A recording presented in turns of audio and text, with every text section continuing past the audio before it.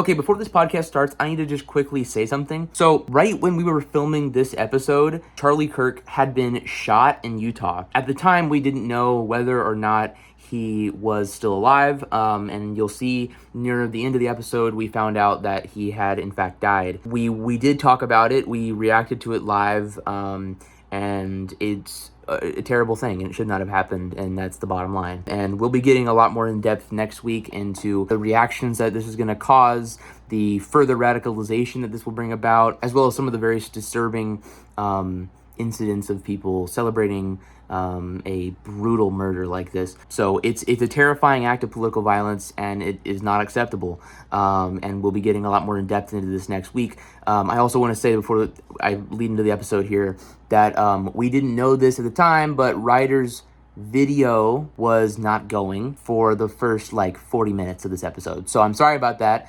but you will see his face, but it'll take 40 minutes. So I'm sorry, it's just going to get a lot of me this week. But you can still hear him, so it's still a good episode. Let's hop right in. Welcome back to the Podgressives podcast. My name's Dakota. I run a YouTube channel called Dakota Talks. I just hit 100,000 subscribers. Woo! Yeah, very exciting stuff. But also, we have my co-host. Hello, I'm here. He's Ryder. He's also a person that does a podcast, too. I do. Today, we have a lot to talk about. We have a lot to talk about. We're going to be mainly focusing on Elon Musk potentially becoming a fucking trillionaire, which is insane. Yeah. That is an insane thing that is even being talked about right now. Yeah, Tesla has offered a $1 trillion pay package to Elon Musk. So we're going to be getting into that. The consequences of having a trillionaire in the world, what that would be like. Also, there was a new person who just passed Elon Musk and became the richest person in the world. We're also going to be just talking about wealth inequality in general and how it has gotten increasingly worse, and the effects of that. And also how that helps right-wing, quote-unquote, populist movements basically organize fascism, essentially. So we're going to talk about that. We're also going to be talking about Epstein, his 50th birthday card that Donald Trump and Bill Clinton, along with many others, sent notes into, and even a doodle or two. I've never written a picture. It turns out he had written a picture. So we're gonna be talking about that. It's finally been released. We have the pictures. It's fucking crazy. There's also someone who worked at Mar-a-Lago who wrote to Epstein joking about selling Trump a quote unquote fully depreciated woman for I forget how much money. We'll look at that as well. We also have stuff about J.P. Morgan helping Epstein and essentially profiting off of his child sex trafficking ring. Yeah. Very fucked up shit. Along with a bunch of other stuff. Israel bombing another country, 2 flotillas and another country, and all that kind of stuff. Also, the Trump administration is considering banning guns for trans people. Also, breaking news as we're currently recording this, Charlie Kirk was just shot in Utah. At what was it? UVU, I think. It was a campus in Utah. Yeah, in Utah. We don't know currently if he's alive. But he's in the hospital. He's in the hospital as of now. We don't know his condition. And maybe by the time this comes out, I'm sure we will. Yeah. We might figure it out as we're recording this. Yeah, I'm going to keep an eye on... The Wall Street Journal has an live update thing. Right now, 2 minutes ago, federal authorities are investigating the shooting. But here's what we do know. He was shot... in the neck. And it was... it was brutal. We saw the video. It was really fucked up. It was brutal. I don't recommend it because there's a lot of blood. Yeah, it's a lot of blood. A lot of blood. It was not a good thing, for sure. We are leftists. We're socialists. Charlie Kirk is not our cup of tea by any means. No. I think he's a terrible person. You still don't shoot someone. You still don't shoot someone. That's just violent and barbaric. I think, when it gets to this point, it's very telling of where we're at in America. Yeah, and then it's also to be a political commentator in today's environment, you have to be really careful, obviously. Yeah. And I think Charlie Kirk was still very careful, and then something still ended up happening. So even when you're very careful, things can still happen that you don't want to happen. Yeah. Which is getting shot in the neck. Yeah. I mean, the fact that we even have to think about these things is fucked up. But I mean, it is just because of how desperate everyone is. Like, Yeah. I'm not defending the shooter by any stretch of the imagination. I think it's a fucking deplorable act, regardless of who it is. But yeah, the fact that people feel like there's nothing that they can do to change the world we live in right now because of how fucked up it's making everything. That they feel like they're left with no choice but to shoot somebody or take like violent action. It's fucked up when it gets to that point. It's fucked up that this person did this, and this individual. And we don't know the specifics on the individual yet. No, they do have the suspect in custody though. They haven't released anything. They haven't released a picture or anything like that. So, it was a direct shot. Yeah, it was like only one shot. Dead-on shot. It was a crowd of people surrounding him, and it was one shot, and that was it. Yeah, and everyone scattered, and he was rushed off to the hospital. So we'll see what happens. Despite massive disagreements with Charlie Kirk, I think he's done some really heinous stuff. I don't think that he should be shot. Yeah, I don't think he I should wish be him the shot. best, I guess. Yeah. So, but this actually does kind of tie into what we're mainly going to be focusing on today, which is how wealth inequality has gotten out of control and how that plays a role in our politics. Yeah. And the reason that that's relevant to the situation we talked about is, the world we live in right now is a world where lobbying is out of control. Yeah. APAC, oil lobbies, whatever. You can find basically any Military industrial for-profit complex. healthcare. Yeah, healthcare. Yeah, lobby. military.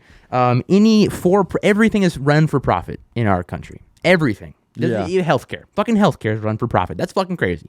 But that's what the world we live in. And those companies that are run for profit make a bunch of money. They give it to their CEO, and then they use the other money to lobby the government for policies that will make them make more money. Everything is ran because we want to get the most profit ever. This is called capitalism. Yeah. It's a beautiful thing. It works so well. It works so well, and it always trickles down to the little consumer. Yeah. No, it doesn't. I got like an extra $20. I got an extra $20 one time in my paycheck. But of course, then I had to pay for healthcare, so I had to pay my health insurance because my employer didn't do it.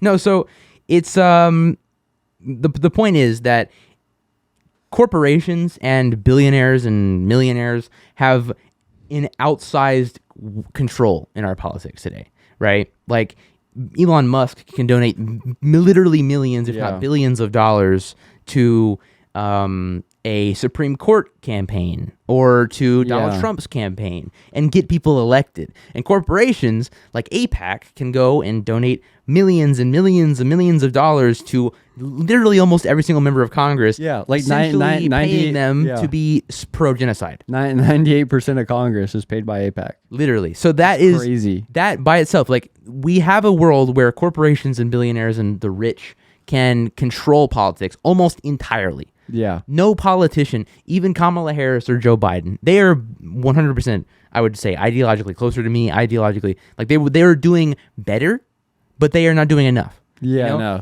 They're doing just enough to not get coming elected. In. Yeah, like Joe Biden and Kamala Harris were not going to come in and be like, we're going to abolish capitalism and stop Israel's genocide. They were funded by AIPAC. They were pro-genocide. They were pro-Israel. They were pro-capitalism even. They wanted to maintain the institutions of capital that are currently exploiting us and lobbying our governments. They were not going to fix those things. No. They might have done a little bit more, cracking down on monopolies than Trump is, definitely. And they probably would have been a little bit better on Gaza, but not by a long shot. And Trump is way worse. I'm not saying he's not, but my point is that when the average person has literally no control over what is going on because of how lobbied and paid for our government is, because also, we have Congress, we have an electoral college system as well. So we basically have a two-party system. We have two options. They're both funded by the same people. The military-industrial complex, the private healthcare industry, AIPAC, like genocide lobbies, basically. Yeah. And with all of that, well, what are you going to do? You're gonna vote for your member of Congress, except the thing is, the lines are drawn in such a way where your vote doesn't really matter because the elections are already essentially predetermined because of the gerrymandering and how that's fucking legal somehow still. Of course, you can do it. Just don't base it off on race. especially if you're in, I think it's Texas right now, is Texas where they're doing is that like crazy. gerrymandered to hell. And it already is gerrymandered to hell. Yeah. I mean, yeah, anyways. So even the fucking congressional maps are already predetermined, essentially. On top of that, they are the only ones who actually vote for president. We vote, and then our congressional representative they votes on what we were supposed to vote. They don't necessarily have to, but it's fucked up. But my point is that this means the average person has like basically zero control over the affordability of things, healthcare, any of this stuff. Like they have opinions, they have lives, and they can't control them. So that's why things like this happen with Charlie Kirk. Yeah, is because people feel as if they don't have any other option. You do have other options. Yeah, you can vote someone, or you can vote for someone. That's an important one. You can also organize protests. You can organize unions. You can peacefully protest. Yes, I mean, unless it goes to a point where you kind of have to like. Look, I'm not like look. Here's the thing. I don't know how to like completely navigate this situation, but I think like violence is not the answer. 9 times out of 10, violence is not the answer. Yeah. However, I also think that there's this Charlie Kirk thing is not what I'm referencing. I'm referencing more so like the ICE protests where Trump and even like liberal outlets were being like, these violent protests, they're lighting Waymos on fire. And it's like, yeah, but like Waymos are also like selling like data to ICE for roundups, and also you're going around kidnapping their neighbors. So maybe they're like catching one car on fire. Like I don't really care. I want the state violence to stop. So it's like I understand that at a certain point when you push people so hard, when you start abducting neighbors or not letting them have any political power or whatever, eventually people are gonna fight back. Oh, and no, it's not gonna be peacefully, sure. And I understand that. Yeah. So there's something to be said for that. Who cares about Waymos? Yeah, I don't like. Who gives a shit? It's private. It's probably not good for the environment to burn a Waymo. Like that's basically where my concern. As long as everyone's okay. Yeah. And the Waymo's not hurting the environment too bad, I don't really give a shit. Yeah. No, it's the company had to pay another couple $1,000s for another car. Yeah. The private public partnership. Yeah. Yeah. Literally, that's what Waymo is. They're like, well, the taxpayers will pay them back. I mean, probably. Yeah. But no, I mean, I understand that, and also you can look at like what's happening in France or Nepal right now. Oh yeah. Where the people are rioting, like they are doing protests in a massive scale. We've also seen similar things in Syria a couple months ago, where essentially the entire government was overthrown by the people. And this is what happens when you have an oppressive government. Violence will happen. Yeah, as a result. No, definitely. You can look at Israel and Hamas, even, where you can see a apartheid state that is settling itself and colonizing an indigenous population, and then because of that, a resistance group and a terrorist organization, Hamas, is founded, and is a way to militantly resist the apartheid and colonial project. So it's like, I'm not defending Hamas. I'm not defending overthrowing your government. Yeah. I'm not saying those things are good. But when you oppress people so for so long and so aggressively, there's going to be violent resistance to that. Yeah. That's just how it works. Yeah. I'm not even making a moral judgment in that regard. That's just what happens. So yeah, I don't think it's a good thing. I think it's a terrible thing. And it shows where we're at in America. And it's really fucked up. Yeah, no, it does. Because it's like, this is like the one time with this Charlie Kirk situation, it's awful and horrible. Yeah. Where like everyone's coming there and be like, oh, this is so bad that it happened. But then like literally tomorrow, most likely, Trump will call the Democrats evil, demonic, baby eaters.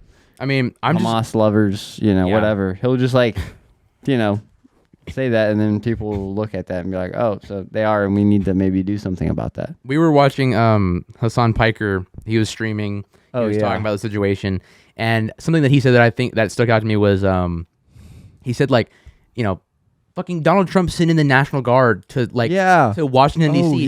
because Big Balls got attacked by two 15-year-olds. Like, what the fuck is he gonna do? He's just gonna. When Charlie Kirk gets shot in the neck and almost dies if he doesn't die. Like, what the fuck is he gonna do after that? That's really fucking scary too. On top of the fact that political violence is ramping up and, every political commentator is essentially fear for their life. Like, That is fucking scary. No, yeah, for sure it is. Because like, is he just gonna deploy? I mean, what he might do if Charlie Kirk does die, which hopefully doesn't, is like, is he just gonna deploy the National Guard on the Utah campus for like? Maybe he's gonna fucking, declare martial law on every college campus or something. Like, you never know. You don't know with him. You don't know with him. Every day is like, it's terrifying. But if we had a good like president that was like him, it would be good because he'd be like, oh, what's next? But with him, it's gonna be like, is he gonna fucking take over the country tomorrow, next week? You never fucking know. You never know. It's scary. I mean, like, but I wish the Democrats operated in a way that was the same level of just like, I'm gonna fucking do something. Yeah, but they do. But instead, they go like, wow, we're gonna, this. They said we can't do this, and the Republicans aren't gonna vote for us if we do this thing. But it's like, yeah, but the Republicans are just like, I'm gonna just do fascism, and everyone's like, don't do that, and he's like, I don't fucking care what you say. I don't care what the Supreme Court says. I'm just gonna fucking do it anyways. And it's like, I'm not saying that's good, but that's where we're at. We need someone radical. I'm not saying. I keep fucking yawning. Oh, like I keep yawning for some. Every time we film the podcast, I just get sleepy. It's because I'm too boring. No. I go on a rant, and then you're like, oh, this guy's fucking snooze fest. No, we got a comment last week. No, wait, I was getting ready to say that. I saw a comment about like, you guys got to stop yawning into the mic every time. It was like, stop yawning and yelling into the mic, and also stop sniffling or something. Yeah. Just for that guy. Yeah. Also, shout out to the guy I met at my college campus earlier who said he subscribed to the podcast.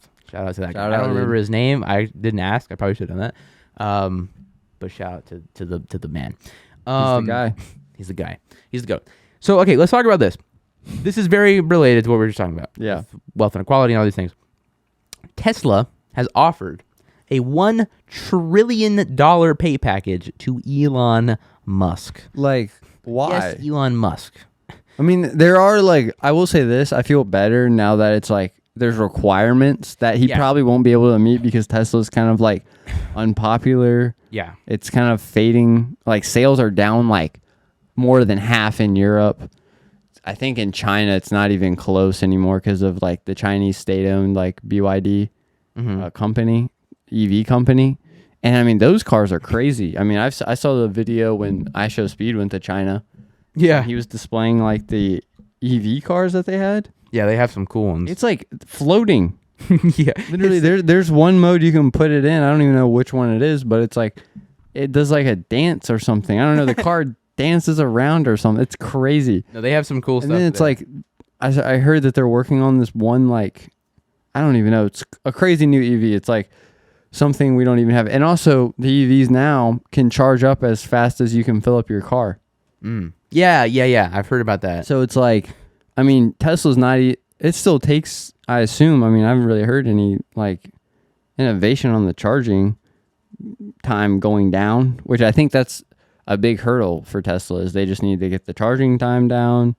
They need to get the cars where the gas pedal doesn't stick into the floor. Yeah, that might be a good thing to do as well. And then, yeah, I don't know. I think Tesla has a long way to go compared to where China's at. Oh, definitely. Like, China's like 100%. 20 years ahead. Yeah, no, they have a lot of catching up to do. Yeah. And this is I have pulled up on my laptop the proposed 10-year benchmarks for that Musk has to hit in order to receive the $1 trillion pay package, which, by the way, he already has like $400 billion. So if he got $1 trillion, he would have $1.4 trillion, which is a fucking crazy number. So he has to have over 1 million operating robo-taxis. This is in 10 years. So 2020 or 2035. Yeah, 2035. He has to deliver 1 million humanoid robots. Okay.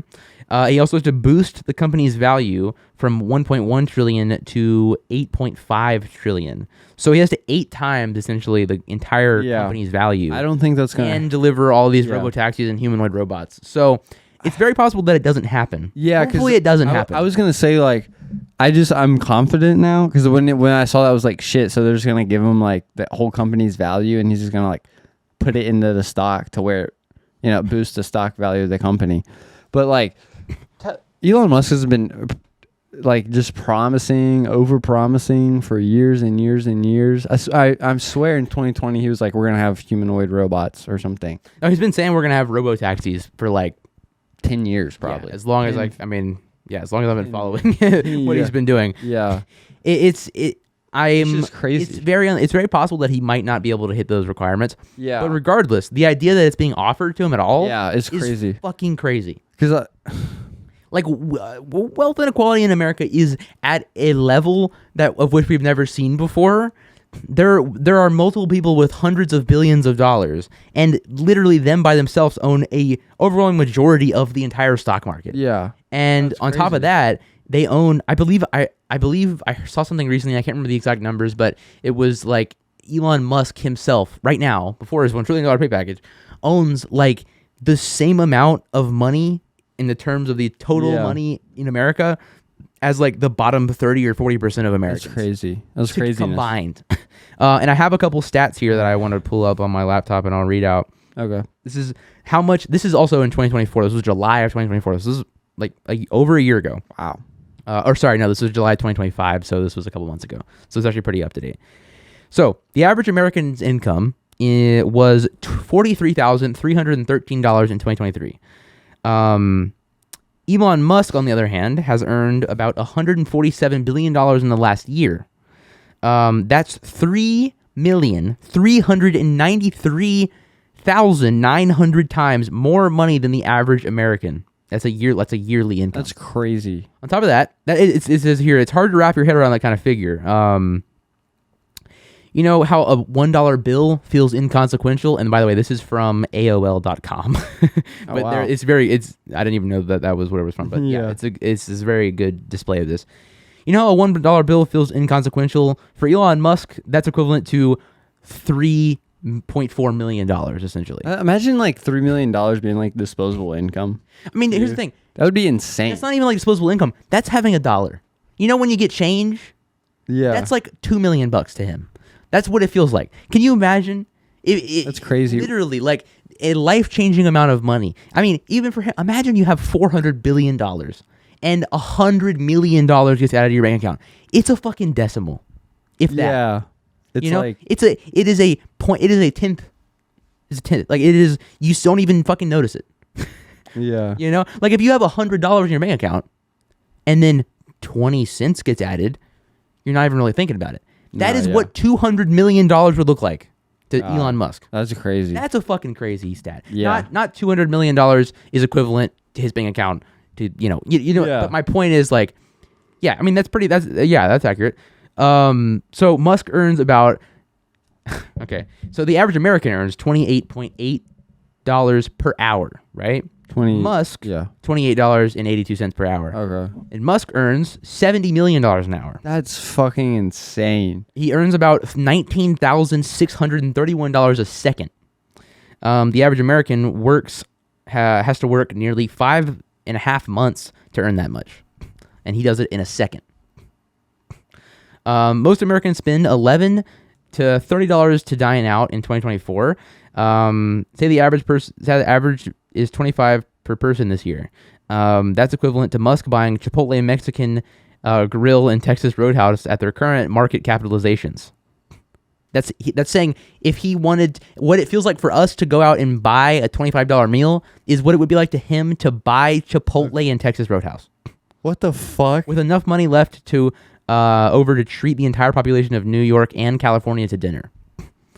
If you face an unexpected emergency expense, you might have to dip into your savings to cover it. The average American family has $62,410 transactions account. Transactions, yeah. Yeah, and in 2022, the most recent year for which the Federal Reserve data is available, Musk could find himself in a bind too. After all, big money can bring big problems. But Musk has roughly $129 billion worth of Tesla stock he can cash in, more likely borrow against to avoid paying capital gains tax. That's fucking crazy. But I think that those statistics kind of really display how insanely wealthy he is. Yeah.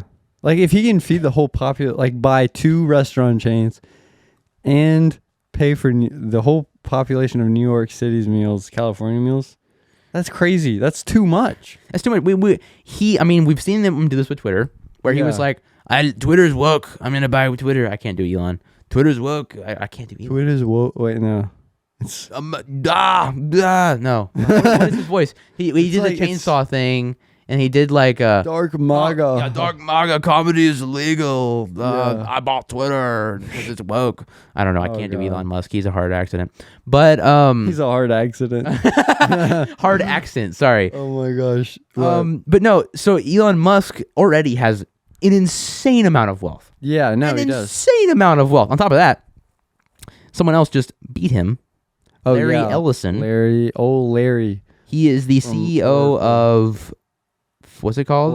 Oracle. It's like a They were cloud. contracted by the CIA to build a database program called Oracle.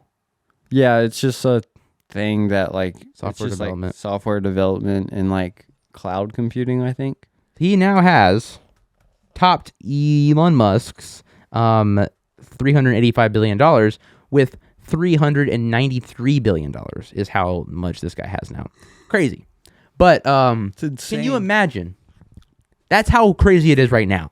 Can you imagine Elon Musk having $1 trillion on top of that? I can't. What? That's insane. That's an insane And then number. he's not getting taxed on it because he'll roll it into Tesla stock. That's a good. You just brought me to my next point. Yeah, so it's just So okay, I have a little rant here that I wanted to basically recite because it was I don't know, I think it's important. So obviously wealth inequality in America is obviously out of control. The top in America have gained an unprecedented amount of wealth, and the working class have seen falling union rates. We've seen wage stagnation, hyperinflation, and wages have not been keeping up with productivity or inflation. We've talked about this a lot. On top of this, though, tax evasion by wealthy people has in 2024 exceeded $150 billion a year. So let me pull this statistic up on the screen because I actually want to show this one. This is crazy to me. This is from CNBC. Tax evasion by millionaires and billionaires tops $150 billion a year, says our IRS chief. They're bidding more than $150 billion a year, according to the IRS. The IRS, with billions of dollars in new funding from Congress, has launched sweeping crackdown on wealthy individuals. But I don't know if this is still happening. They're actually now they're going after working migrants. Yeah, I think, and that actually perfectly segues into what I was going to say about that, which is that while rich people are evading $150 billion in taxes every single year, undocumented immigrants pay about $100 billion in taxes every single year. Wow. And guess what? They don't take out like any. Yeah, hardly any. They don't see any of that. They don't get Social Security. They pay into Social Security. They don't take out of Social Security. They pay taxes. You know, they don't get Medicaid, right? Yeah. Like undocumented immigrants pay a lot more in taxes. Yeah. They pay a lot of taxes, a lot more in taxes than they are able to take out from the government. So that's another reason why being undocumented, having undocumented immigrants in the country is a problem. Not because they're going to go around killing people or whatever, but because they are being exploited, not only for their labor, because they can get paid pennies on the dollar, and then when the, CEO or whatever is done with that migrant, they'll just be like, I'm just going to call ICE and get some little fee on top of this, and then just fucking write it off of my taxes and fucking evade taxes even more. Crazy. And so my point with that is that, it's very clear that when wealth inequality gets to this point, not only does it make people more violent and more angry and less powerful, so they are almost forced to take, actions into their own hands. Not that I'm not, arguing that that's a good thing to do, but it is how people feel when we're put in this kind of situation. Yeah. And this is what like fascist movements and just like capitalist movements in general do, is they instead of fixing those problems, which are very fixable, by the way, they instead like to distract and find ways to make you angry at your fellow working class individuals rather than the billionaires and millionaires that are exploiting you for your labor, breaking down your union, charging you up the ass for your health care, and also, fucking evading taxes on top of that. And also lobbying so that your fucking grandma's Medicaid will be sliced in half or even just completely go away, and your fucking rural hospital was shut down because it relied on Medicaid. So I brought some quotes from a book that I read recently. I actually have it displayed right down there. It is called Libertarianism, The Case Against Extreme Wealth. It's written by Ingrid Robbins. I would highly recommend this book. It really opened my eyes to how vast this problem is. But I brought some quotes from the book that I wanted to read out because I think it really well displays how vast wealth inequality has become. Firstly, this is a quote. This is a direct quote. In the first, and I don't have the page numbers. I'm sorry, I didn't write that down. In the 30 years between 1990 and 2020, total wealth in the USA grew from 23 trillion, or 23 trillion 58 billion. I guess I don't know, 23 trillion. I'm just gonna say that. To 135 trillion, a phenomenal increase of 112 trillion dollars. If those gains had been distributed equally, the bottom 50% of the population would have seen their wealth increase from 1.7 trillion to 57 trillion. But instead, they currently hold 4.4 trillion. Oh, wow. So that's a statistic that really fucking blew my mind. Yeah. Because I'm like, we've seen unprecedented growth. Yeah. Of over $130 trillion. That's crazy. In the past 30 years. Elon Musk might be up there soon. Literally, in a couple of years. Yeah, literally. But so, like, that is an insane amount. Over $135 trillion in 30 years. And of that, $3 trillion went to the bottom 50%. Wow. Even though it should have grown by 56 trillion. That is a crazy number. My next quote that I brought, again, I don't have the page numbers for these, I'm sorry. But I highly recommend the book. The excess money of the rich and super rich should be reallocated to meet the urgent needs of the vulnerable and suffering. Because the shift of resources would clearly bring us all into a better world. Yeah. It is in essence of morality that if we can prevent suffering at costs to ourselves, we should do so. Excess money is money that one can easily do without. So why sit on that money if it can do good elsewhere? And then I have one more quote here. We should indeed be concerned by the effects that the rise in insecurity, precariousness, and economic inequality will have on the right-wing populist parties that will channel this resentment into various forms of violence, xenophobia, anti-Semitism, and hatred of sexual minorities, especially transgender people. I feel like that one is really, really important. Yeah. And it's like, this is fucking people's lives up. Yeah, and then people up. And we're the richest country in the world. We don't do barely any social welfare. Yeah. And then you have places like Denmark that like give homeless people free houses and support them, and then they get clean, they get a job, they keep the job, and then eventually they don't really need the support anymore because they're making a lot of money. Yeah. And it's just like they're like, that's woke and gay and that's communism. We don't want that. That's literally, it's like, no, don't think about that. Think about how your neighbor's brown and might be undocumented. Think about how you saw a trans person at Kroger one time and it scared you because it doesn't conform to your binary understanding of gender norms. It's like, these things should not matter to the average person. No. They don't matter to the average person. The only reason they matter is because, well, I mean, the fucking ruling class, billionaires, millionaires, the media, instead of focusing on those things because it hurts their bottom line, being able to hoard such mass amounts of wealth and power, instead they go, oh no, don't think about that. Think about how there was an undocumented immigrant that killed someone one time. Yeah. That must be like all of them. We should deport them. And then on top of that, there's profit incentives to do that as well. And there's also, there's like pay to stay. Yeah, and on top of that stuff too, it's also like, don't think about how there's homeless people on the street because all of the wealth is going to one guy who's might be a trillionaire soon. Think about how there's homeless people on the street because they're probably morally decayed, and so what we're gonna do is we're gonna send the police after them to harass them, probably arrest them for being in a spot they're not supposed to be, because they don't have anywhere to sleep and they want to be safe, and then you put them in jail, and then they have to pay to be in jail, and it's just like, and then after they come out, they got a criminal record, they got all this debt, and they're fucked. They lost their job, they can't get a job. And there's also a profit incentive to put them in prison in the first place because the private prison companies are literally directly writing legislation with members of... It's just like the profit incentive needs to be removed from all of these things. Yeah. And we need to fix wealth inequality ASAP. And I don't know, it just fucking blows my mind.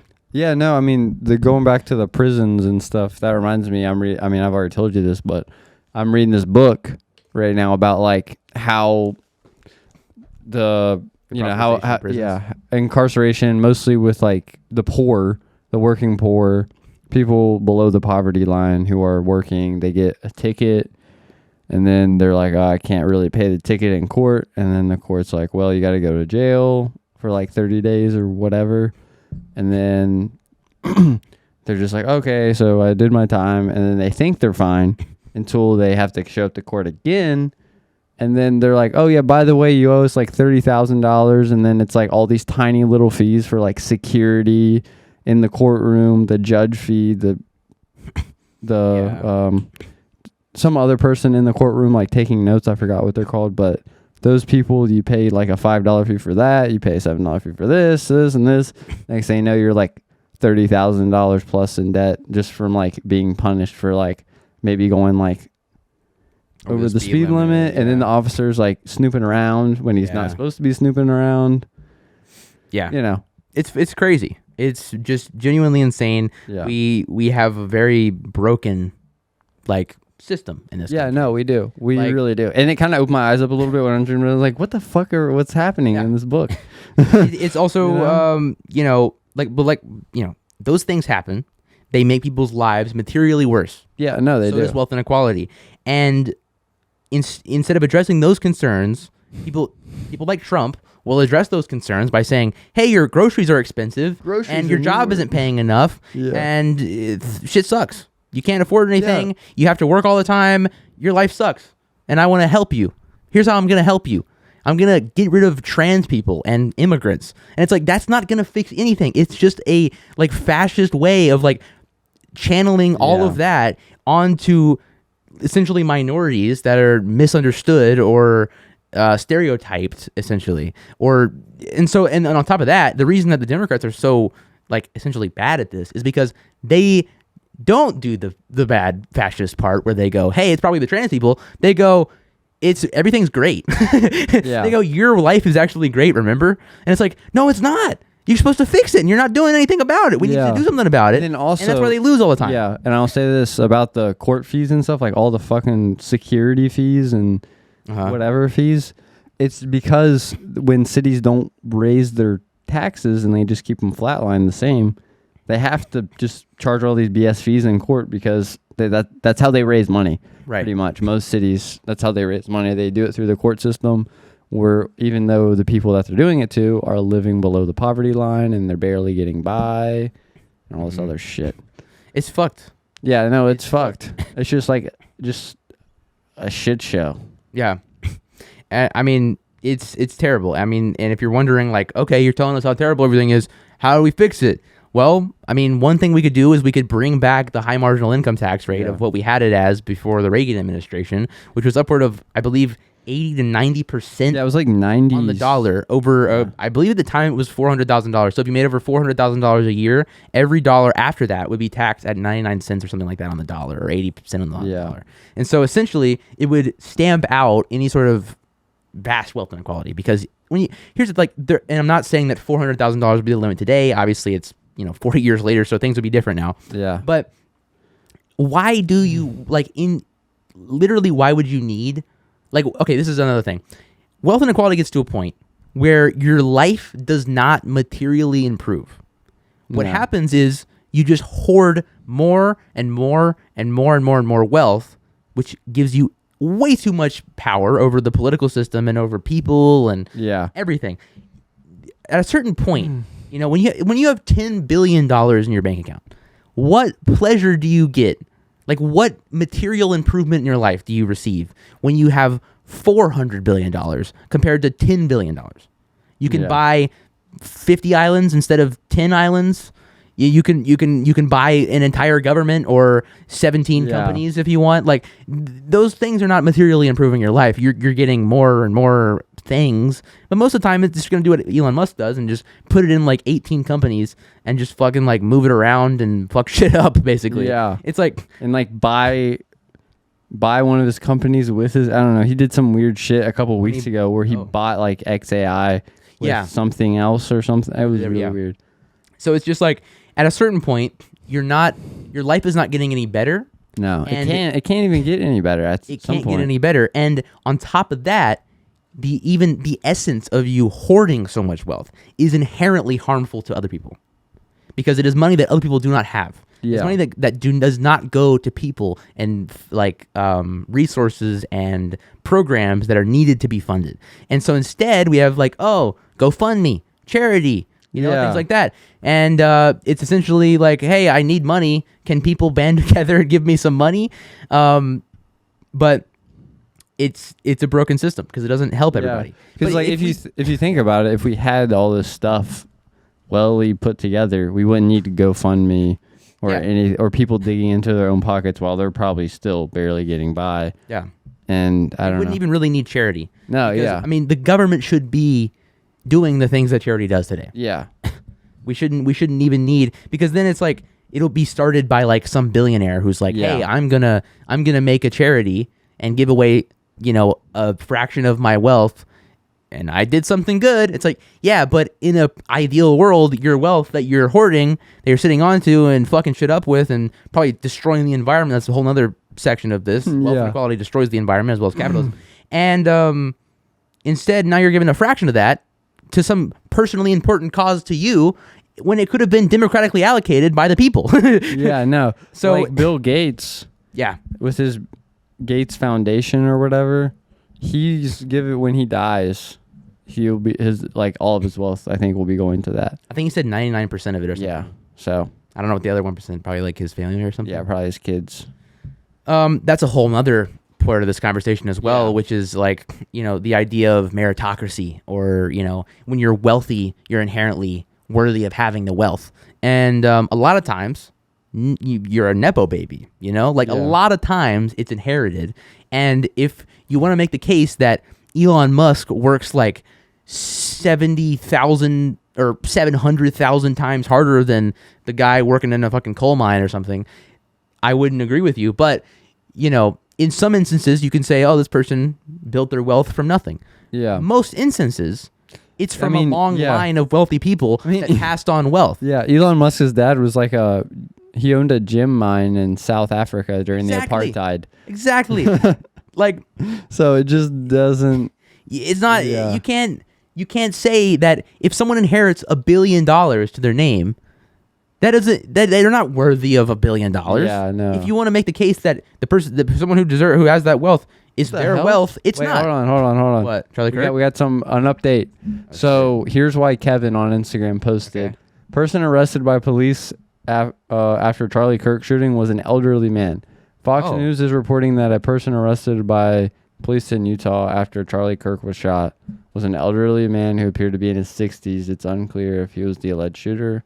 No further details have been provided by the police. Interesting. We don't know. We don't have a picture of him or anything. Let me scroll for a minute here. Keep talking.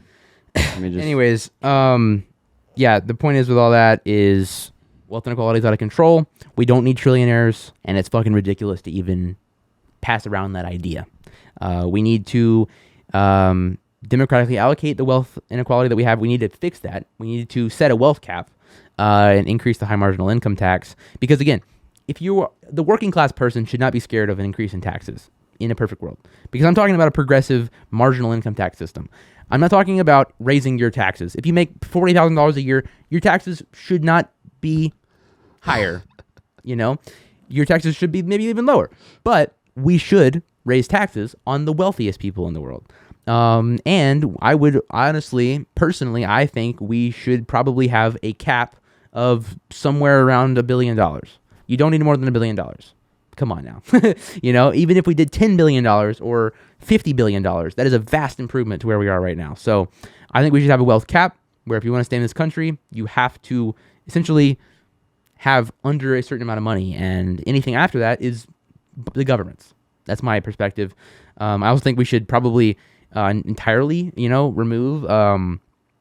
We should have a inheritance cap as well, where maybe over a certain, billions of dollars or whatever, you can't give money like that, and that should be taken by the government as well. Because I think that allowing people to just pass on intergenerational wealth like that is inherently harmful as well, and it completely eliminates the idea of meritocracy or whatever. Do you have more updates or? No, I can't find it. Here, let me refresh my feed one more time. No, that's only the video. Okay. Well, let's get into Epstein. Let's talk Epstein. We'll check in after. We'll check in at the end and see what's going on. Okay, yeah. So, Epstein. This is actually very tied to what we were just talking about with wealth inequality and everything. And especially with what's going on right now, and there's been some weird shit going on. Like, I mean, the Epstein survivors came out, they spoke, it was great. There was a lot of people there. The Trump administration literally flew planes around them so that they couldn't hear. Yeah, so like they literally deliberately did that. Yeah, that's probably what they did. Interestingly enough, about like that. I mean, yeah, that's probably what it was. I wouldn't be surprised. But at the same time, there was like the Polish PM was there, and apparently it was a flyby for him. But it probably was also like it's probably both. Probably both. It was probably both. But yeah, that was kind of crazy that Trump did that. Although I'm not surprised because he calls it a hoax, a Democratic hoax. It's a Democrat hoax. No one can be happy. No one's ever happy, no matter how much we try. It's not real, but it's also a Democrat hoax. And also, if it did happen and it was real and it wasn't a Democrat hoax, then I don't know. I got nothing else. It's crazy. But on top of that, we had Mike Johnson say that he was an FBI informant. Donald Trump. He was a white hat, kind of thing. He was a white hat pedophile. Yeah. And then he very quickly ran that back. Yeah, he ran that back, so it's just like weird. It's very strange. But one thing we heard about a couple months ago, I believe the Wall Street Journal originally reported on it, was Jeffrey Epstein's 50th birthday book. Oh, yeah. Here, let me get this. People came together. Some of his dearest friends came together, and they made him a book where they wrote letters, and they drew pictures, and they pasted pictures, and all these different things. And they sent it to him in a book for his 50th birthday. And one of those people happened to be our current president and one of our former presidents. And a lot of Jeffrey Epstein apparently had like a lot of girlfriends apparently. So yeah, Jeffrey Epstein was an interesting fellow. Yeah, it's almost like he like had a trafficking ring. Okay, I have a post that goes through it. So you can see this letter. We'll get to this in a second. This is the one that Trump wrote. It says, "A look inside Jeffrey Epstein's birthday book." This is fucking crazy. This first picture is fucking crazy. You seen this one? Oh yeah, dude, that's like one of the craziest ones. Especially the one where he's like, what is he getting massaged or something by like topless girls? Yeah, it's well they have like bikinis I think on, but it shows that cartoon of him giving the balloons. Yeah, is so creepy. I'm assuming what this is implying is, look, you gave him balloons, you planted the seeds in 1983, and now in 2003, now that they're I guess like a certain age, they're giving you massages on your island. Well, there's your plane. Fucking crazy. Express. It says, "What a great country." Oh. This is a really fucking disturbing thing. This is from Bill Clinton. Oh God. Bill Clinton said, "Jeffrey, happy 50th. It's reassuring, isn't it, to have lasted this as long across all the years of learning and knowing adventures and ineligible word." And also to have your childlike curiosity, the drive to make a difference, and the solace of friends. That was Clinton. The creepiest part about it. There's not a lot you could say to a child sex trafficker, a famous child sex trafficker, and notorious pedophile. Financier. Pedophile. Yeah. No, a notorious pedophile, like one of the most famous pedophiles in the world. Jeffrey Epstein. You could not say anything worse, I don't think, other than your childlike curiosity. That's fucking crazy. But yeah, it's just like Trump had something also. Huh? Trump also brought something that was pretty fucking crazy. Like, wait, was it the woman? Well, yeah. So. Oh yeah. Oh. Well, okay. Let's look at this first. Wait, what was the other? Oh, we'll go back to that later. Yeah. So it says Epstein and longtime Mar-a-Lago member joke about selling fully quote unquote fully depreciated woman to Trump. And I can't really tell what this says. It says Jeffrey showing early talents, I think, with many. I can't really read this. With money plus women, sells quote fully depreciated blank to Donald Trump for $22,500. Showed carry. I can't read this. Dude. People's skills too. So this is like it's a check with Jeffrey Epstein and apparently this longtime Mar-a-Lago member, and it's like says something Epstein. I'm assuming Jeffrey Epstein, $22,500. Trump signature, not his real signature, but and it's like a joke saying that I guess he was buying this woman from Epstein. It was supposed to be a joke. Dude, I'm pretty sure it it's wasn't a real crazy. thing, but It's still crazy. These people are doing this just out in the open. just like, ha, look at this. Yeah, we're selling this girl to you, You're Trump. buying a fully depreciated girl. It's Yeah, like, what the fuck does...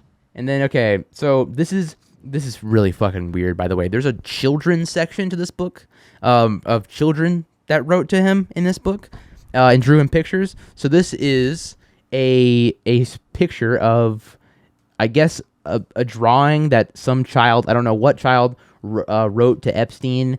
Said, "Here comes the bride, all dressed in white. Where is the groom? He's in the ladies' room.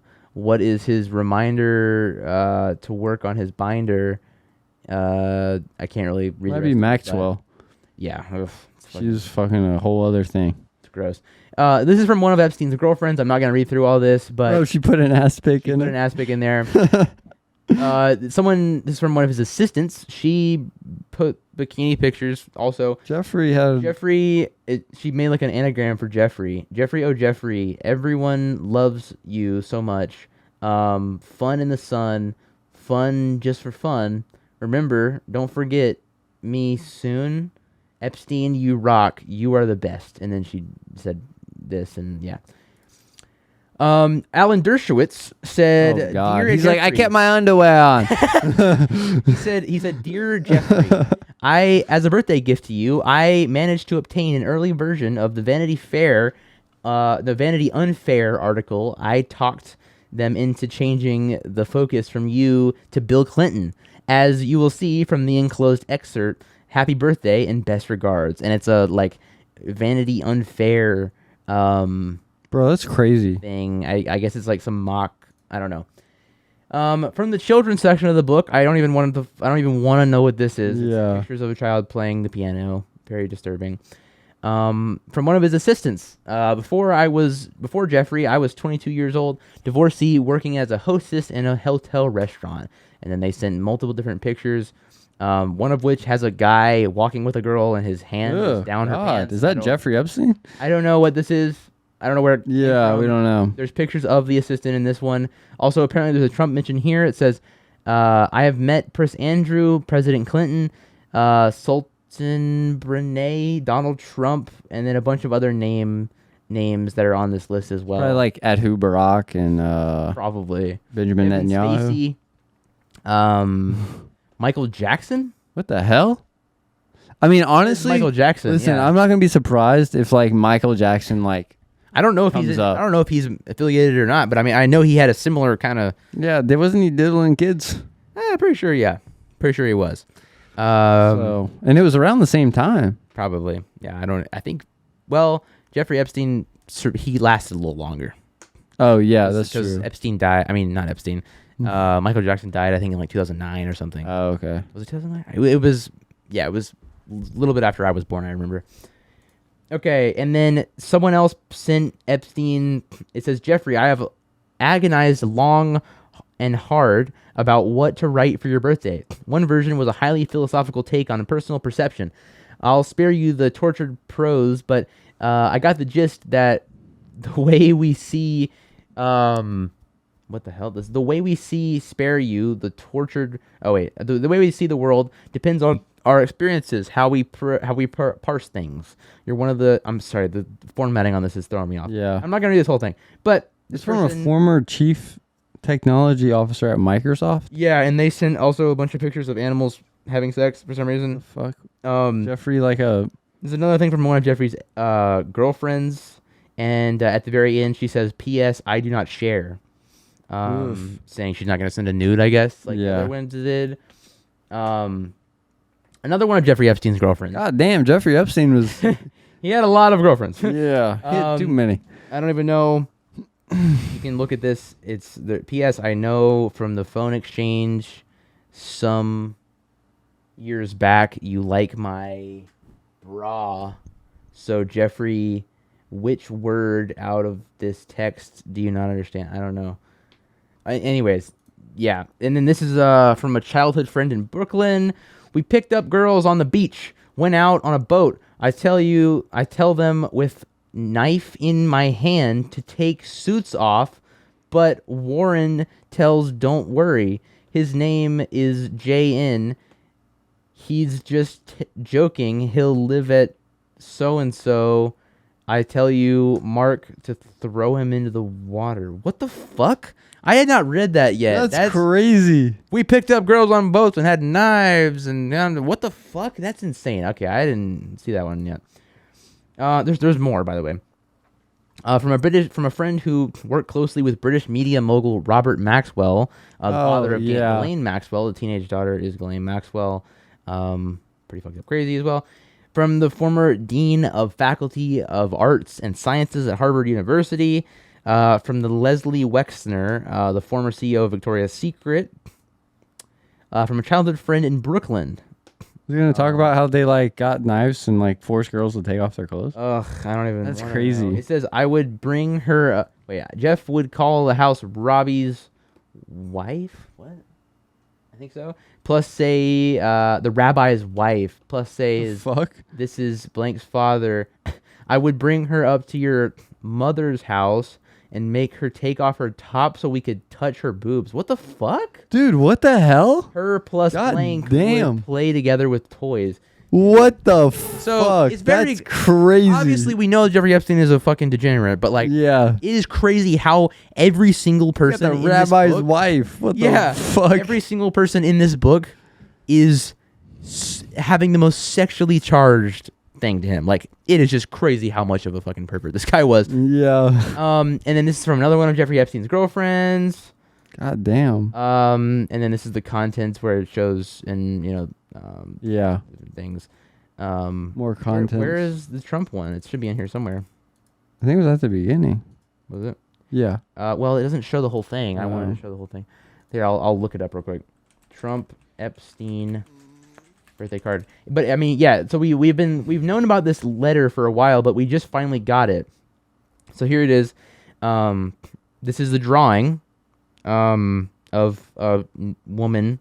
And yeah. So the text says, this is from Donald Trump. The text says there must be more to life, or there must be more life to wait, what? There must be more to life than having everything. Donald. Yes, there is, but I won't tell you what it is. Jeffrey, nor will I, since I know what it is. Donald. We have certain things in common, Jeffrey. Jeffrey. Yes, we do, come to think of it. Donald. Enigmas never age. Have you noticed that? Jeffrey. As a matter of fact, it was clear to me the last time I saw you. Donald. A pal is a wonderful thing. Happy birthday. And with every day, maybe another wonderful secret. Donald J. Trump, and then he signed it. And so some people are coming out and being like, that's not his signature. He signed his last name too. But at the time when this happened, it lines up with how he signed a lot of different things at the time. He would sign just his first name and then a line. So it's very identical to a lot of things that are certified that he did sign at this time. Yeah, I saw where like I think someone like was looking at if Bill Clinton like has responded to the thing, and he's silent, of course. Oh, I'm sure. He's like, how the hell do we get this out of the news? I didn't mean childlike like that. I didn't know anything that was going on.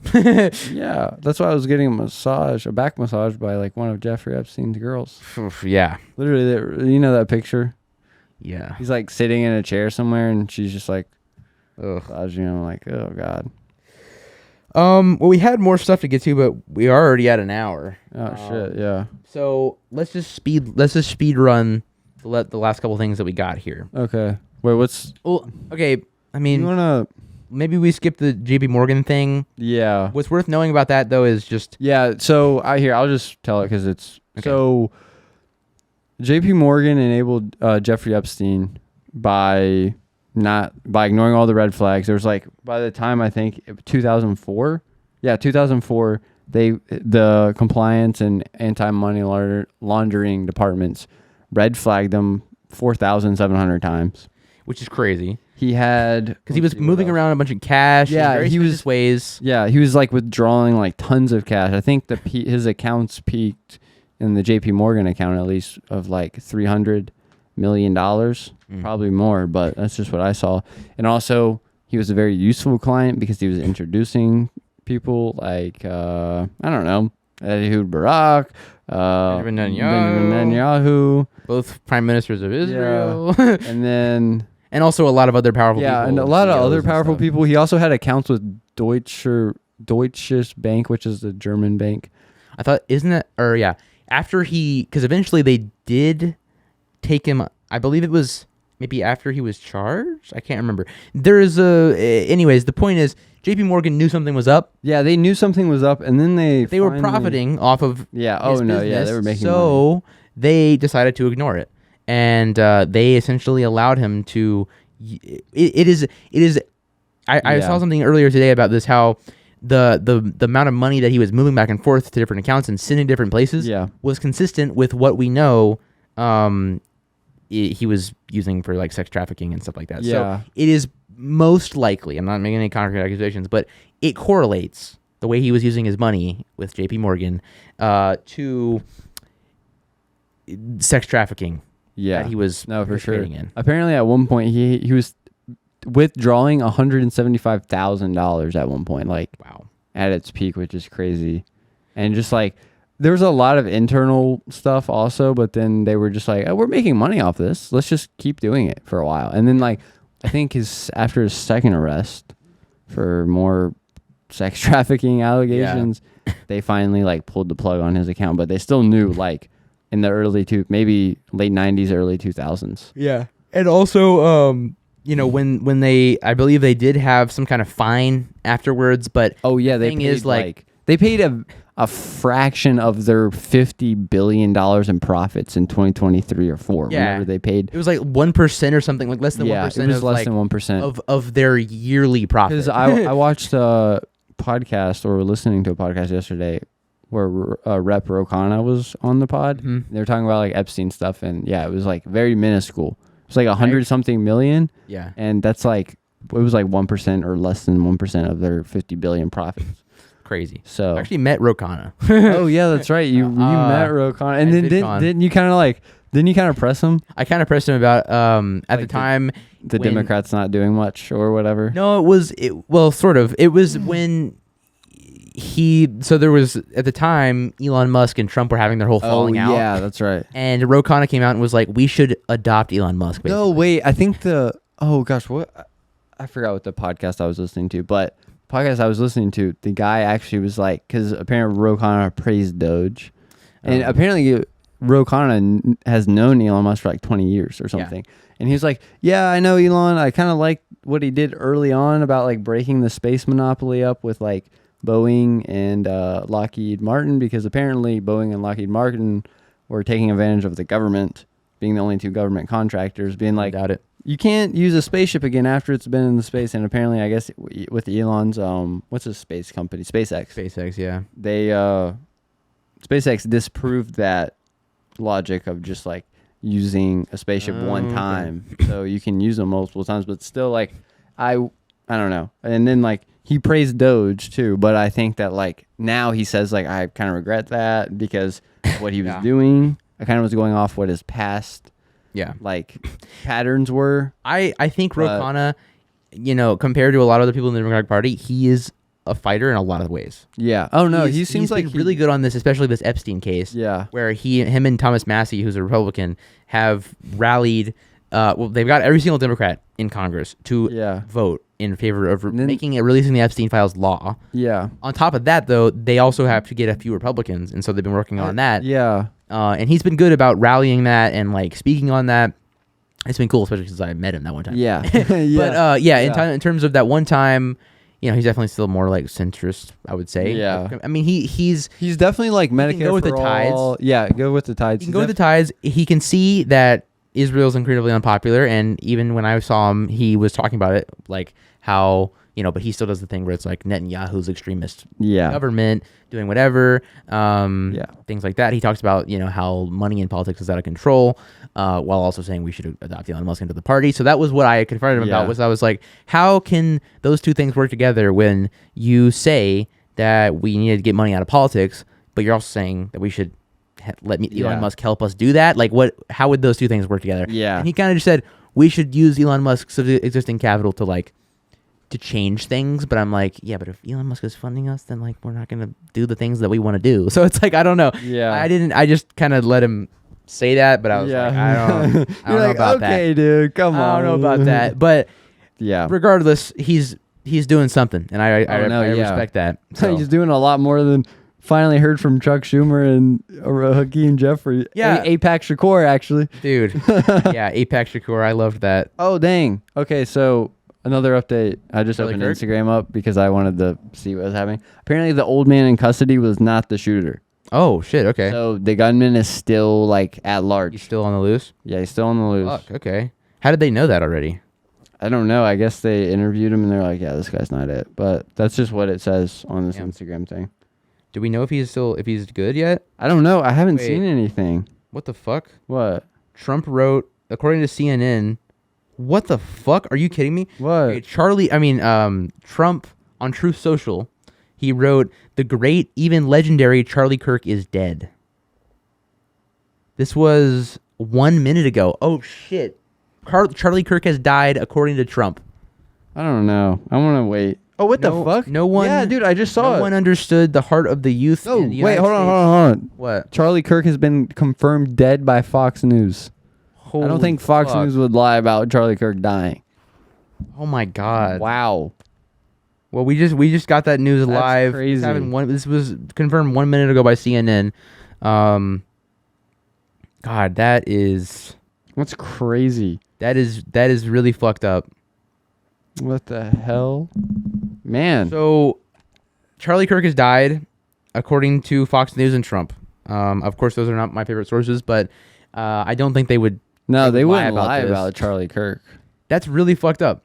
Let me refresh and see if any other places have said this. Obviously, I'm not a Charlie Kirk fan by any stretch of the imagination. I think Charlie Kirk is a fucking Here, I'm gonna fascist. I think he's done a bunch of terrible shit. He's radicalized the youth into becoming extremely reactionary, extremely transphobic, extremely racist.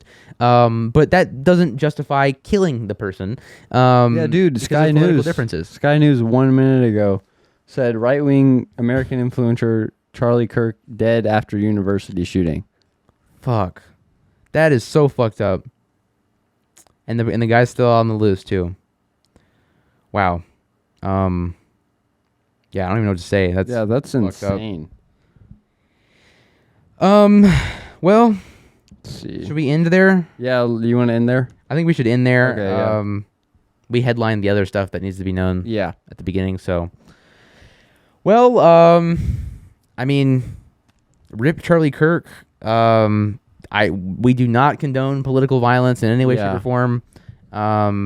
Especially targeted assassinations on political commentators. Especially in a public setting like BBC that. News 1 minute ago came out. Charlie Yeah, Kirk has died, so it's legit. It's legit. yeah. Yeah. So that's all we got, I guess. That kind of stunned me. Yeah. It's crazy. Yeah. This is a very dangerous precedent, and it's not condoned. Yeah, no. Of course. So fucked up shit. Yeah. All right, guys. Well, we'll see you guys next time, I guess. We'll probably be talking about Charlie Kirk next episode, It's maybe. very likely that might come up again. I really, now that this has happened, I just hope that the reaction is not too extreme. I'm really concerned, as I was when Trump was shot, that the reaction to that would be right-wing political violence being out of control. And also I'm concerned about what the state reaction will be. Yeah, you don't know. And yeah, that's pretty fucking terrifying. Obviously, we've talked about in depth how, policing is not necessarily what we need to focus on when crimes happen. I mean, we should have police, I think, but not to the extent that we do. Not the profit incentive on that. But I do worry that when things like this happen, it's just gonna make a reason for the people that are in like the political ruling class to justify even further police action on things like this. And I think that sets a very dangerous precedent. On top of the fact that people are out there shooting fucking political commentators. Yeah, that is no. fucked up. So, yeah, that's all we got. So, see you guys next week. See you guys.